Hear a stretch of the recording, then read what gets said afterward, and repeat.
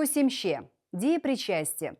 Одна из основных форм глагола, совмещающая в себе признаки глагола и наречия. Деепричастие – это неизменяемая форма глагола. Способ образования. Етстік и суффиксы «ып», «эп».